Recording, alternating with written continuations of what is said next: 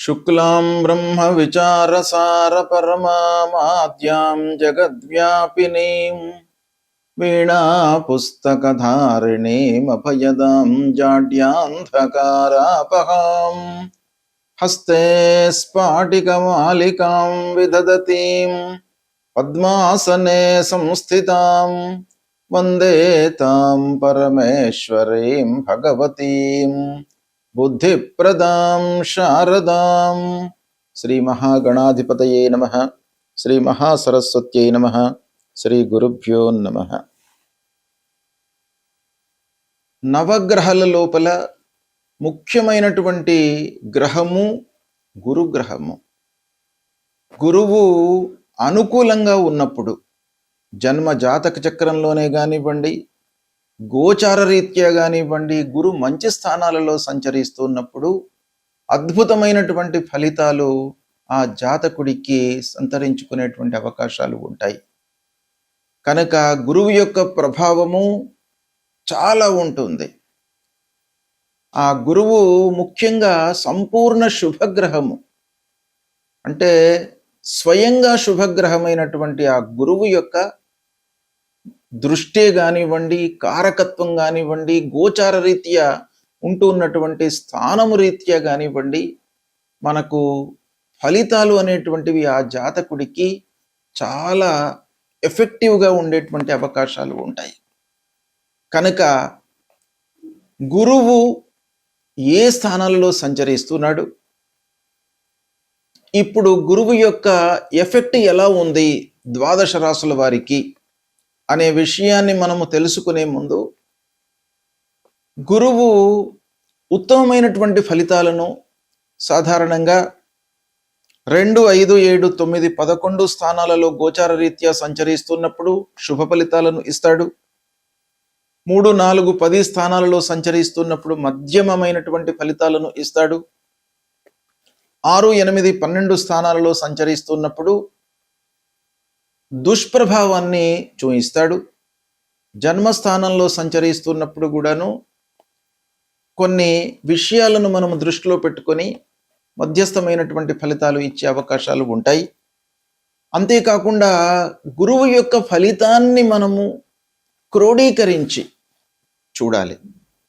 ఎలానంటే, గురువు సంపూర్ణ శుభగ్రహము, గురువు యొక్క కారకత్వాలు, అంటే గురువు సాధారణంగా మనకు ఏ ఏ విషయాలపై ప్రభావాన్ని చూపిస్తాడు అనే విషయాన్ని మనం చూసినట్టయితే, ధనము, జ్ఞానము, విద్య, సంతానము, ధర్మకార్యాలు, అదృష్టము, చదువు, తర్వాత స్త్రీలకు వివాహము, సంతానము, ఇలాంటి ఎన్నెన్నో విషయాలపై గురువు యొక్క ప్రభావం ఉంటుంది.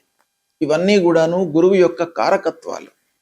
అంతేకాకుండా కారకత్వంతో పాటుగా గురువు సంచరిస్తున్నటువంటి స్థానం కూడాను ప్రబలంగా మనం లెక్కలోకి తీసుకోవాల్సి వస్తుంది ఫలితాలు చెప్పే సమక్షం లోపల.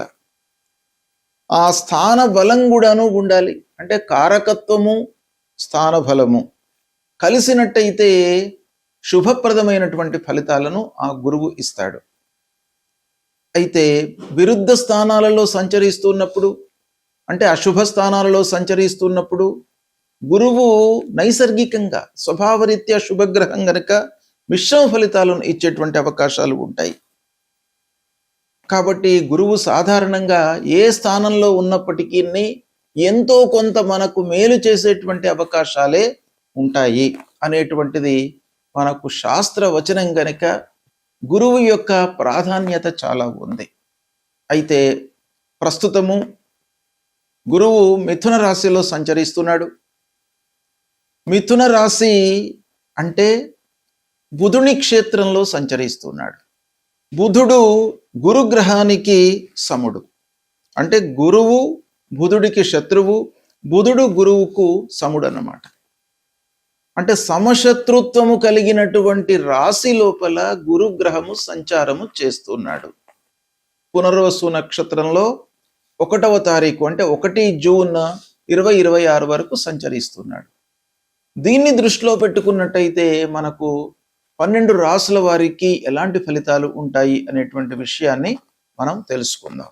తులారాశి వారికి గురు గోచారం ఎలా ఉందో తెలుసుకుందాం. అంటే మిథున రాశిలో గురు సంచరిస్తున్నాడు. 1 జూన్ 2026 వరకు మిథున రాశిలో గురువు ఉంటున్నాడు. ఈ సమయం లోపల గురువు యొక్క ప్రభావము తులారాశి జాతకులకు ఎలా ఉందో తెలుసుకుందాం. అంటే ఈ మిథున రాశిలో సంచరించడము తులారాశి జాతకులకు భాగ్యస్థానం అవుతుంది. అంటే 9వ స్థానంలో సంచరిస్తున్నాడు. 9వ స్థానం చాలా అనుకూలమైనటువంటి స్థానం, అదృష్టాన్ని ఇచ్చేటువంటి స్థానం. తల్లిదండ్రుల యొక్క సహాయ సహకారాలు బాగా అందుతాయి. మీరు ఒక ధర్మ మార్గం లోపల ప్రయాణం చేసేటువంటి అవకాశాలు ఉంటాయి. ధార్మిక కార్యక్రమాలపై మనసు నిలుపుతారు. భక్తి ప్రపత్తులతో ఉంటారు. ప్రారంభించినటువంటి పనులను సకాలంలో పూర్తి చేసేటువంటి అవకాశము ఉంది. అయితే తులారాశి అధిపతి శుక్రుడు. గురు శుక్రులకు శత్రుత్వం ఉంటుంది. అయినప్పటికీ ఈ 2 గ్రహాలు కూడాను సహజంగా శుభగ్రహాలు కాబట్టి ఒక సంపూర్ణ శుభగ్రహమైనటువంటి గురువు 9వ స్థానంలో సంచరించడము చాలా మీకు కలిసి వస్తుంది. జ్ఞానాభివృద్ధికి మీకు తోడ్పడుతుంది. చదువుకునేటువంటి విద్యార్థులకు బాగా కలిసి వస్తుంది. అకాడమిక్ సైడ్ లోపల మంచి స్థితి లోపల మీరు ఉండేటువంటి అవకాశాలు ఉంటాయి. పెద్దల యొక్క అనుకూలత, వాళ్ళ యొక్క సహాయ సహకారాలు మీకు బాగా అందుతాయి. ఇక ఓవరాల్గా చూసినట్టయితే యాత్రలు, విహారయాత్రలు, దైవ దర్శనాలు చేసుకునేటువంటి అవకాశాలు ఈ సమయంలో బాగా ఉన్నాయి. కాకపోతే మిథున రాశిలో ఉన్నటువంటి గురువు తులారాశిని చూస్తున్నాడు. అంటే జన్మస్థానాన్ని చూస్తున్నాడు, 1వ స్థానాన్ని చూస్తున్నాడు. తద్వారా ఏమవుతుంది, ఏవైనా అనారోగ్య సమస్యలు తలెత్తినట్టయితే ఇమ్మీడియట్గా మీకు పరిష్కారం లభిస్తుంది. అంటే ఆరోగ్య సమస్యలు సద్దుమణుగుతాయి, మెరుగుదల కనబడుతుంది, ఆరోగ్యం నయమవుతుంది ఓవరాల్గా. ఇక మీ సహజ లక్షణాల మూలకంగా మంచి జరిగేటువంటి అవకాశాలు ఉన్నాయి. వ్యక్తిత్వం అంటే మీ లోపల ఉన్నటువంటి మంచితనం మూలకంగా మీకు సమాజంలో గుర్తింపు లభించేటువంటి అవకాశం బాగా ఉంది. మీ లోపల ఆత్మవిశ్వాసం పెరుగుతుంది.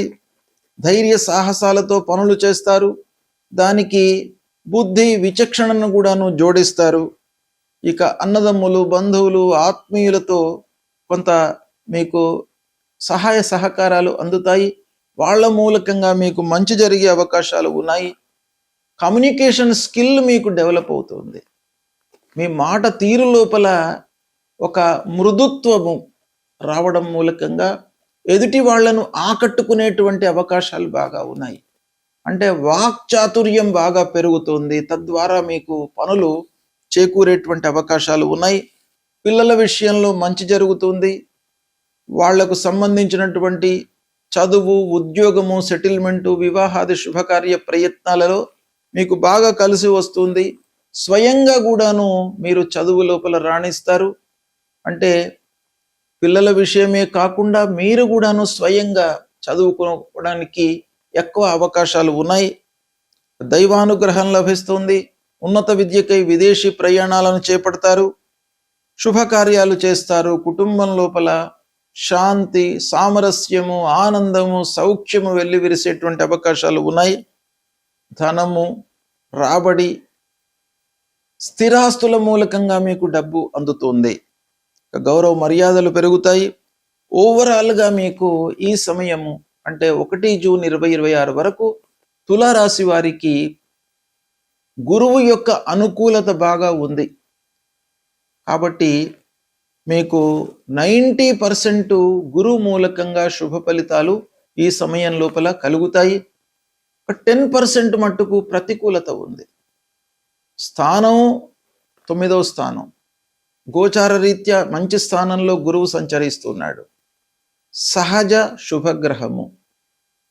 అయితే ఈ 10% ఎందుకయ్యా ప్రతికూలత ఉంటుంది అనంటే గురు శుక్రులకు శత్రుత్వం ఉంది కాబట్టి తద్వారా కొన్ని విషయాలలో మీకు ఇబ్బందులు కలిగేటువంటి అవకాశాలు ఉంటాయి. కాబట్టి దాన్ని మీరు అధిగమించడానికి గురు కృప కొరకై సద్గురువులను సందర్శించుకోవడము, భక్తి మార్గంలోకి వెళ్ళడము చేసినట్టయితే మీకు శుభ ఫలితాలే ఎక్కువగా కలుగుతాయి, సంతృప్తిగా ఉంటారు.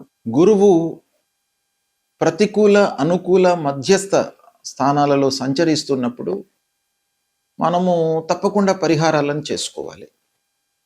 సాంప్రదాయ జ్యోతిష్యం ప్రకారంగా ఆధునికంగా మనము చూస్తున్నటువంటి అన్ని విషయాలను మనము దృష్టిలో పెట్టుకున్నట్టయితే శుభస్థానాలలో సంచరించడము, శుభ దృష్టి ఉండడము, గోచార రీత్యా అనుకూలమైనటువంటి స్థానాలలో సంచరించడము, కారకత్వాలు వీటన్నిటిని కూడాను మనం దృష్టిలో పెట్టుకున్నట్టయితే శుభ అశుభ స్థానాలు పరిహారాలు వీటిని మనము నిర్ణయించుకొని గురువుకు సంబంధించినటువంటి విషయాలలో మనం పరిహారం చేసుకోవాలి. ముఖ్యంగా ఏంటంటే ద్వితీయ పంచమ సప్తమ నవమ ఏకాదశ స్థానాలలో మంచి ఫలితాలను ఇస్తాడు గురువు. అంటే గోచార రీత్యా ఈ స్థానాల్లో సంచరిస్తున్నప్పుడు శుభ ఫలితాలను ఇస్తాడు. శుభ ఫలితాలను ఇస్తున్నప్పుడు ఆ గురువును మనం పూజించడం మూలకంగా ఏకాగ్రత కలిగేటువంటి అవకాశాలు ఉంటాయి. అంటే గురువుల యొక్క ఇంకా అనుగ్రహం పెరగడానికై మనం చేయాలి. ఇక 3, 4, 10 స్థానాలలో సంచరిస్తున్నప్పుడు మధ్యమైనటువంటి ఫలితాలను ఇస్తాడు. ఈ మధ్యమైనటువంటి ఫలితాలను ఇస్తున్నప్పుడు గురువుకు సంబంధించినటువంటి స్తోత్రాలు పారాయణాలు చేసుకోవాలి. ఇక ముఖ్యంగా అరిష్ట స్థానాలు దుస్థానాలలో సంచరిస్తున్నప్పుడు మట్టుకు మనము తప్పకుండా పరిహారాలను చేసుకోవాలి. అవి ఏ స్థానాలు అని అనంటే షష్టమ స్థానము, అష్టమ స్థానము, ద్వాదశ స్థానము, జన్మస్థానము. ఈ 4 స్థానాల లోపల కూడాను మొదటి 3 స్థానాలు ముఖ్యంగా 6, 8, 12 ఈ స్థానాలలో సంచరిస్తున్నప్పుడు గురువు ప్రతికూలతనే ఎక్కువగా ఇచ్చేటువంటి అవకాశాలు ఉంటాయి. అయితే స్థానము ప్రతికూలమైనప్పుడు గురువు సహజంగా శుభగ్రహం గనక సహజ శుభగ్రహము ఏ స్థానంలో ఉన్నప్పటికీ మనకు 40% వరకు మంచి ఫలితాలను ఇచ్చే అవకాశాలు ఉంటాయి. ఇక స్థాన ప్రభావం మూలకంగా ±40% ఫలితాలను ఇచ్చేటువంటి అవకాశాలు ఉంటాయి. ఇక దృష్టి మూలకంగా మనకు ±20% ఫలితాలను ఇచ్చే అవకాశాలు ఉంటాయి. ఈ విధంగా దీన్ని క్లాసిఫై చేసినట్టయితే దుస్థానాలలో ఉన్నప్పుడు మట్టుకు తప్పకుండా పరిహారం చేసుకోవాలి. ఏం చేయాలి అని అంటే ప్రథమంగా సద్గురువులను సందర్శించుకోవడము. గురువు త్రిమూర్తి స్వరూపుడు కాబట్టి